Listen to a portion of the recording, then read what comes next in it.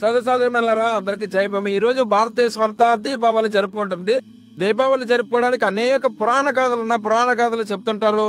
ఆ పురాణ గాథలను కాకుండా వాస్తవికమైనటువంటి వాస్తవమైన విషయం ఏంటంటే, బుద్ధుడు జ్ఞానోదయమైనటువంటి బుద్ధుడు మళ్ళీ స్వదేశానికి తిరిగి వచ్చినప్పుడు దేశ ప్రజలందరూ కూడా ఆ రోజు ఆయన వెల్కమ్ చెప్పడానికి కపిలవస్తులో దీపాలు వెలిగించి వెల్కమ్ చెప్పిన రోజునే దీపారాధనగా దీపావళిగా జరుపుకుంటాము. అలాగే బుద్ధిస్ట్ మహంతులు వర్షాకాలం అంతా విద్య చెప్పడానికి కాకుండా 3 నెలలు అనేక సాధనాలు అనేక విద్యలు నేర్చుకున్న తర్వాత మళ్ళీ వర్షాకాలం అయిపోయిన తర్వాత గ్రామాలకు వెళ్తారు.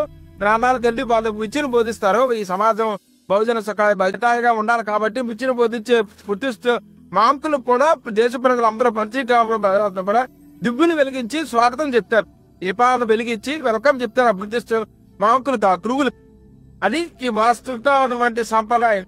భారతదేశ సాంప్రదాయం ప్రకారంగా దీపావళి అంటే దీపావళి యొక్క గొప్ప విశేషం ఏంటంటే బుద్ధుడికి వెల్కమ్ చెప్పినటువంటి సంఘటన, బుద్ధిస్ట్ మహంతులకి జ్ఞానాన్ని పంచే వాళ్ళకి వెల్కమ్ చెప్పినటువంటి సంఘటన ప్రజలందరూ కూడా ఇది అమావాస్య రోజుల్లో వచ్చినట్టు కాబట్టి ఆ దినాన ప్రతి ఇల్లు కూడా దీపాలు వెలిగించి ఆ దీపారాధన పెద్ద గుప్పులుగా దీపాలు పెట్టి దీపావళి జరుపుకుంటాం. అందులో భాగంగానే విశాఖ బీచ్ రోడ్ లో పుట్టిన ప్రతి ఏడాది కూడా ఆయన చుట్టూ దీపాలు వెలిగించి ఆ సాంప్రదాయాన్ని కొనసాగిస్తూ ఎక్కువ మంది సమాజం పండగలు మబ్బాలు పండుగంటే అందరూ కలిసి వాతావరణం రావాలి.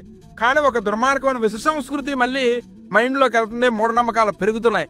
వాటి నుంచి మళ్ళీ జనాన్ని చైతన్యవంతం చేయడానికి బుద్ధుడి యొక్క అనునీయులు మళ్ళీ మరింత ఎక్కువ పనిచేయాలని సంఘటన తెలియజేస్తూ మరి భీమసేన టీమ్ తో రవిశ దర్దా